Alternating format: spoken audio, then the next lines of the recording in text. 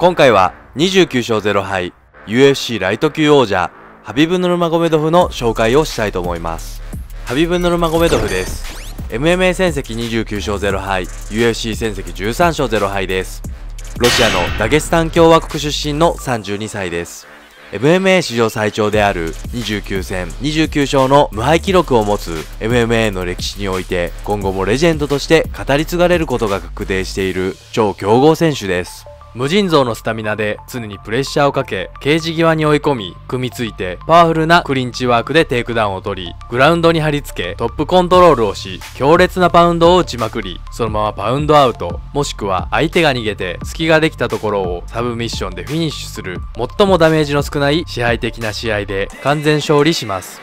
過去に対戦経験のあるアルアイア・キンタはヌルマゴメドフについて、上に乗られてあれほど重いと感じたことはなかったと語っていたそうです。レスリング、サンボ、柔道の選手であり、18人の世界チャンピオンを育成したサンボのコーチとしてロシア版ギネスブックに記録されているヌルマゴメドフの父が2階建ての自宅1階を格闘技ジムへ改築し、ヌルマゴメドフは8歳からレスリング、15歳から柔道、17歳からコンバットサンボをはじめ、コンバットサンボのロシア王者と世界王者にそれぞれ2度輝いております。2008年に MMA デビューをすると、圧倒的な試合内容で勝ち星を重ね続け、16勝無敗の戦績で2011年11月に UFC と契約しております。デビュー戦をリアネイキッドチョークで UFC デビューを白星で飾ると、その後も勝ち星を重ね続けました。2013年のアベルトルヒー予選では NAIA で4度オールアメリカンを獲得している超強豪レスラーのトルヒーヨ相手にもかかわらず、フルラウンド投げまくり、レスリングで圧倒し、 UFC 新記録となる21回のテイクダウンを成功させております。2014年4月には当時ライト級ランキング5位、後のライト級王者ハワエル・ドス・アンジョスと対戦し、柔術黒帯3段のドス・アンジョス相手に何度もテイクダウンを奪い、グラウンドの攻防でも圧倒し判定勝ち。2016年11月にはランキング6位のマイケル・ジョンソンと対戦し、グラウンドでジョンソンをボコボコに殴りまくり、最後は木村ロックで一本勝ち。2017年12月、ランキング4位のエジソン・バルボーザと対戦し、またしても3ラウンド全てかわいそうになるくらいにグラウンドでボコボコにし続け、30対25、30対25、30対24をつける内容で大差の判定勝ち。2018年4月、ようやく UFC ライト級王座決定戦にたどり着き、ライト級暫定王者のトニー・ファーガソンと対戦が決定するも、ファーガソンの負傷で欠場。ファーガソンの代役で当時フェザー級王者のマックス・フォロウェイと対戦が決定するも、大幅な減量がアスレチックコミッションから認められなかったことで欠場。代役の代役で同じ大会でポール・フェルダーと対戦予定だったアルアイア・キンタが大会前日のオファーでヌルマゴメドフと対戦し、5ラウンドフルラウンド、スタンド、グラウンドともに終始圧倒し、ヌルマゴメドフは UFC ライト級王者に輝き、ロシア人初の UFC 王者となりました。2018年10月、初の防衛戦では元 UFC2 階級王者、ランキング1位、UFC 史上最大のビッグスターコナー・マクレガーと対戦しました。ヌルマゴメドフとマクレガーはかつてからかなりの因縁がありました。 UFC223 のヌルマゴメドフ対アルアイア・キンタ戦の2日前、マクレガーがヌルマゴメドフが乗っているであろう UFC223 の出場選手を乗せたバスに向かって台車を投げて襲撃するという事件が起こりました。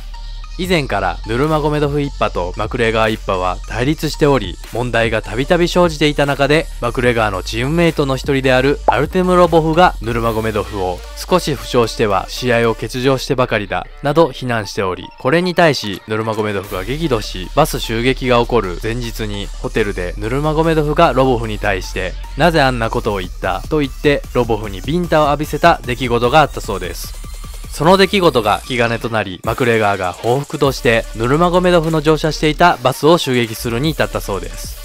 試合前の記者会見でもマクレガーはヌルマゴメドフの国や宗教や家族のことをトラッシュトークで挑発しており、ヌルマゴメドフ VS マクレガーはとんでもない注目度が上がっておりました。試合は1ラウンドからヌルマゴメドフが立て続けにテイクダウンを奪い、パウンドを打ち続け、スタンドでも右フックでダウンを奪うなど、マクレガーを圧倒し、最後はネッククランクで4ラウンド一本勝ちを収め、初の防衛に成功しました。しかし、試合の決着がついた直後に、ヌルマゴメドフはケージを乗り越えて、観客席にいたマクレガー陣営の柔術コーチ、ディロンダニスに飛びかかり、UFC の歴史において見たことのない大乱闘が起こりました。この乱闘で、ヌルマゴメドフは出場停止9ヶ月と罰金50万ドル、マクレガーは出場停止6ヶ月と罰金5万ドルの処分が下されました。会場に観戦に来ていたマクレガーファンは会場を後にするヌルマゴメドフに水をかけ、会場の両選手のファンたちは乱闘で大興奮し、客席や会場のロビーなどでなぜかマクレガーファン対ヌルマゴメドフファンでいくつものストリートファイトが行われていたそうです。とんでもない展開でこの一戦は終止符を打ちました。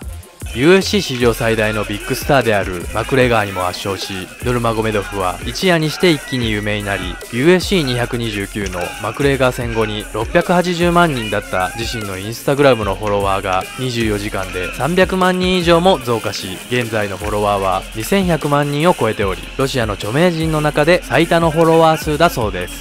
また、2019年に ESPN の世界で最も有名なアスリート100人で15位、ロシアで最も有名なアスリートでフィギュアスケート選手のアリーナ・ザキトワと並び1位で、かつて人類最強ロシアの英雄であったエメリアエンコ・ヒョードルを大きく上回るほど有名になり、一夜で時の人となりました。出場停止処分を経て2019年9月2度目の防衛戦では、ヌルマゴメドフの欠場期間で暫定王者を獲得していたダスティン・ポイエーとの UFC ライト級王座統一戦が決定しました。トップ中のトップを相手に5連勝を挙げ、暫定王座を獲得したポイエに対し、テイクダウンとグラウンドの攻防で終始圧倒し、3ラウンドにリアネイキッドチョークで一本勝ちにて、2度目の防衛に成功しました。ヌルマゴメドフはポイエからタップを奪った直後に、マクレガー戦と同様にオクタゴンを乗り越え、再び乱闘かと周囲に思わせましたが、ヌルマゴメドフは乱闘ではなく、オクタゴンサイドの UFC 代表デイナ・ホワイトに飛びかかり抱きつくという、マクレガー戦を連想させるユーモアな演出を行いました。また、試合後に対戦相手のダスティン・ポイエと互いに敬意を表して、それぞれのオリジナル T シャツを交換し、ヌルマゴメドフは T シャツをオークションにかけて、ポイエが家族で運営している恵まれない子供たちのための慈善団体に寄付をしたいと表明しました。後にヌルマゴメドフ自身のインスタグラムで T シャツが約1000万円で落札されたことを発表し、実際にその約1000万円をポイエが運営しているグッドファイト基金へ寄付したそうです。その後、2020年4月3度目の防衛戦でランキング1位のトニー・ファーガソンと対戦予定でしたが、ロシアが新型コロナウイルスの影響で海外への渡航を制限したため、当時ロシアに滞在していたヌルマゴメドフは出場を辞退することとなり、代役のジャスティン・ゲイジーとファーガソンが UFC ライト級暫定王者決定戦として対戦し、ジャスティン・ゲイジーが勝利して暫定王者に輝いており、今回ゲイジーとのタイトル統一戦が決定しております。2020年7月3日、ヌルマゴメドフのコーチであり、父親のアブドゥルマナプさんが新型コロナウイルスによる合併症で亡くなられました。アブドゥルマナプさんはヌルマゴメドフに幼少期から格闘技を教え込み、ヌルマゴメドフのキャリアをずっとセコンドで見守ってきました。父親と二人三脚で UFC 王者までたどり着いたヌルマゴメドフにとって絶対的な存在の父親の死は当然に耐え難い出来事だったにもかかわらず、悲しみを乗り越えてジャスティン・ゲイジーとの3度目の防衛戦に臨みました。1ラウンドからヌルマゴメドフがスタンドでプレッシャーをかけ続け、2ラウンドにテイクダウンするとマウントから三角締めでゲイジーは失神、一本勝ちにて3度目の王座防衛に成功しました。いつも冷徹な表情のヌルマゴメドフも今回は一本勝ちした直後に泣き崩れました。意識を取り戻したゲイジーもヌルマゴメドフに駆け寄り肩を抱きました。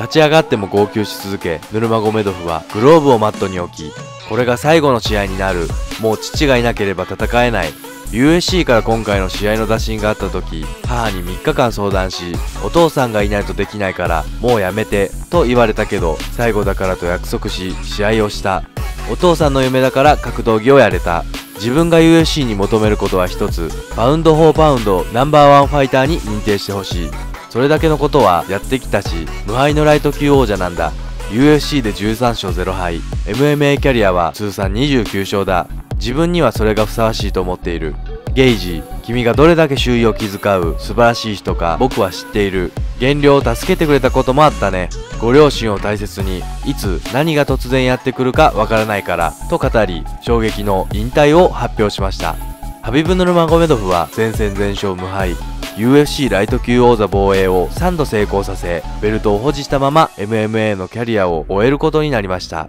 試合を29戦も行ったにもかかわらず、無敗でキャリアを終えた選手は他に当然おらず、今後もヌルマゴメドフの戦績を超える選手はそう簡単には出てこないと思います。当然今後もヌルマゴメドフの試合を見たかったですが、かつてないほどの偉大な功績を残したヌルマゴメドフは MMA の歴史を語る上でなくてはならない存在になったのではないでしょうか。試合後 UFC 代表デーナ・ホワイトは記者会見でこう語りました。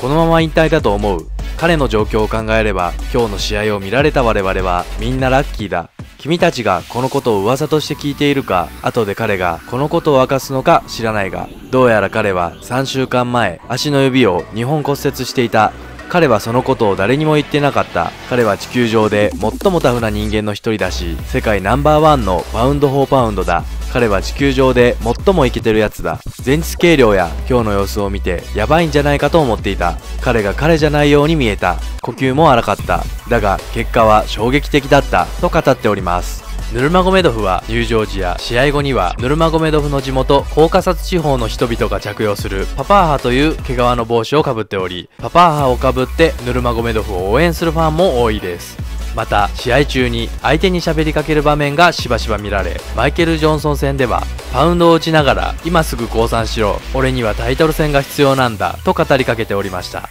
UFC でレフェリーを務めるハーブ・ディーンは試合中常にヌルマゴメドフは相手に話しかけていると話しております。また当時9歳だったヌルマゴメドフがクマとスパーリングしている動画が SNS で投稿されておりました。衝撃映像です。以上です。 UFC ファイターズ間シリーズ4人目はハビブ・ヌルマゴメドフを紹介しました。